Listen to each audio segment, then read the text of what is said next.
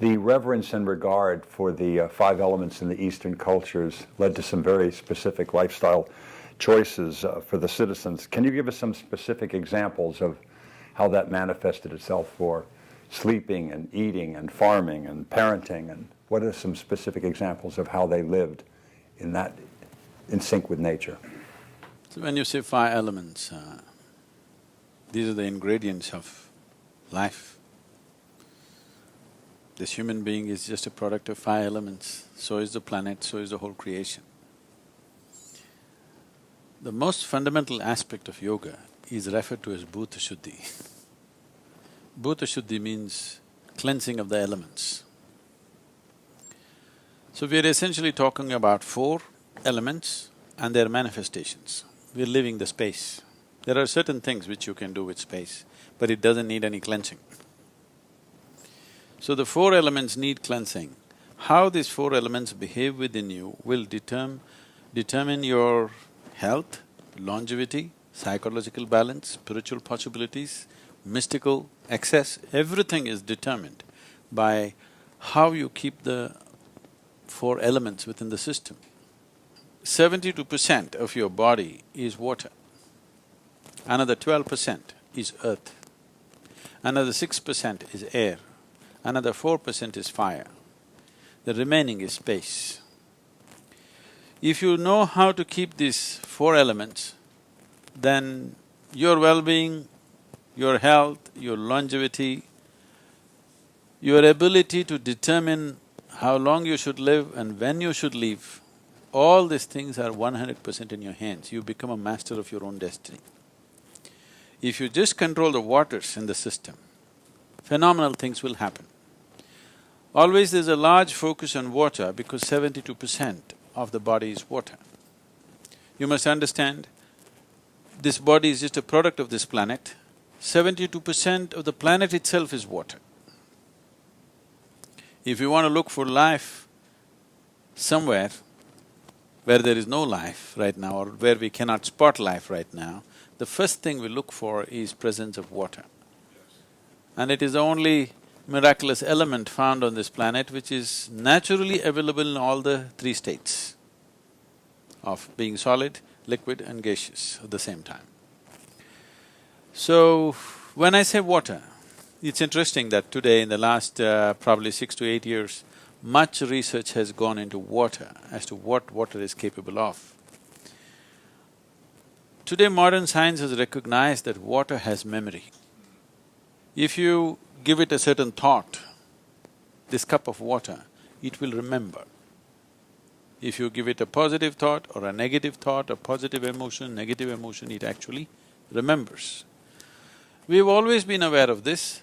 So, in the East, even today, even in cities if you come to homes, except those who've been Western educated, in all their homes, water is treated in a certain way.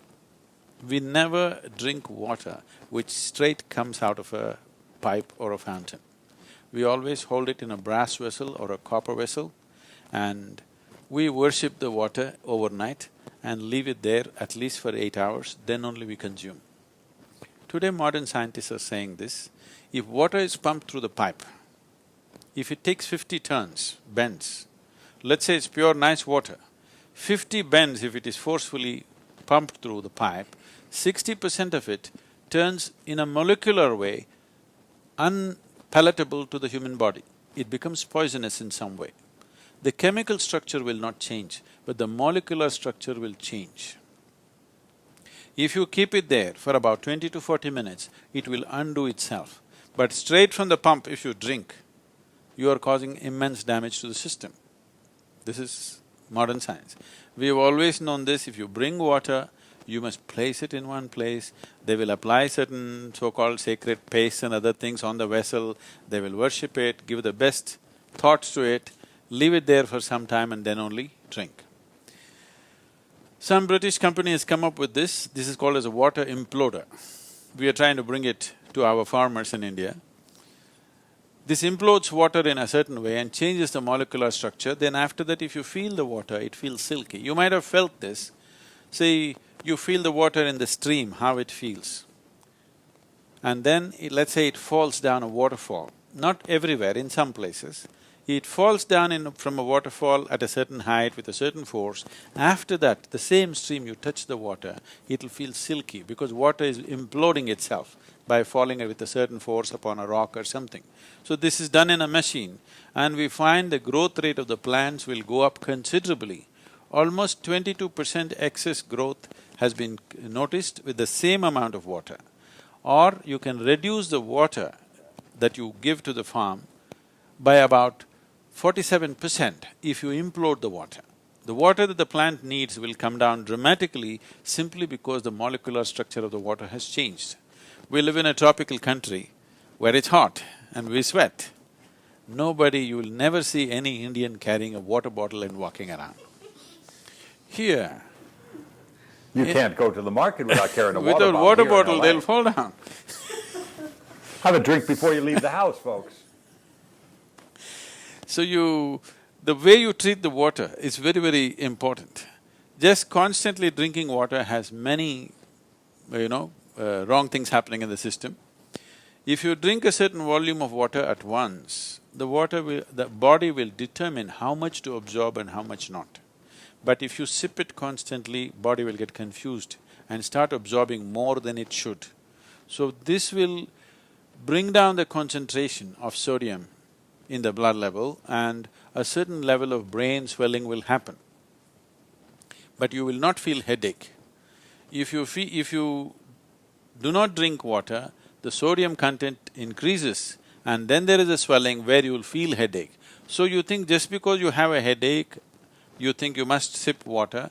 If you sip water all the time, it has various other kinds of imbalances.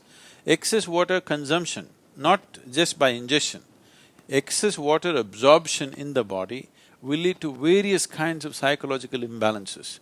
In yogic system, always there is a taboo on drinking water in between. If you drink water now, till you feel thirsty, you should not drink water. When you feel thirsty, you must wait for 15 to 20 minutes and then drink water. How much should you drink? Just to quench your thirst, another 10% more. Just in case you are not feeling things out, 10% more than what you need and nothing more. Constantly drinking water in a country which is not even warm and sweaty. So, like this, our understanding of life is all becoming accumulated knowledge, not feeling life out, not knowing life from within. Life happens from within, all experience happens from within, but we want to cull the knowledge from outside. So treating the water in a certain way, around us and within us, this is all it is. The fundamental of yoga is just this, cleansing the four elements and treating these elements with a certain reverence and a certain way of approach, because now beyond doubt it is established that water has memory. If you treat it badly, it remembers and gets back at you. It gets into you and works from inside. Thank you so much.